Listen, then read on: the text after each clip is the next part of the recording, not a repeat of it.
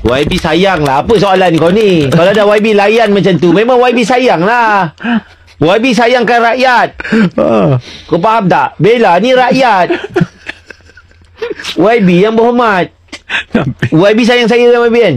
Nampak? YB sayang Aziz. Wah. Jadi kita walaupun ambil gap sikit masa untuk YB dengan aku, YB tu kan kau. Dengan kau YB ambil masa. Boleh lah. Jadi terus sebab tadi dia dah siap tawar nak swap kan. Risau saya ni. Ya YB kena risau dengan dia ni. Dia ni lain macam sikit YB. Sekejap lagi kita nak cerita pasal ada satu department polis ni yang kerja dia main game online. Tak boleh. Dahsyat. Kenapa tak boleh pula? Lah nak main game ke nak tangkap orang? Dia tangkap orang sambil main game. Dahsyat. Di era music terkini.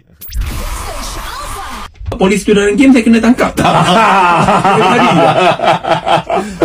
Itu soalan dia. Tapi dia kerja dia memantau cyberbully, orang yang hantar mesej bukan-bukan, orang yang nak scam orang. Cocok. Saya ni dulu kaki game juga, kaki Dota. Okey. Dan kalau teammate saya ni memang lemau, semua jenis makian akan dikeluarkan dalam pelbagai bahasa.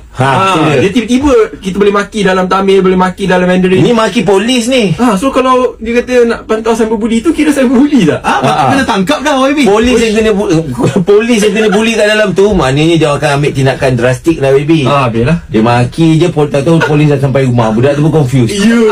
Tapi dengan cerita dah lebih 65 kes diselesaikan Di Denmark.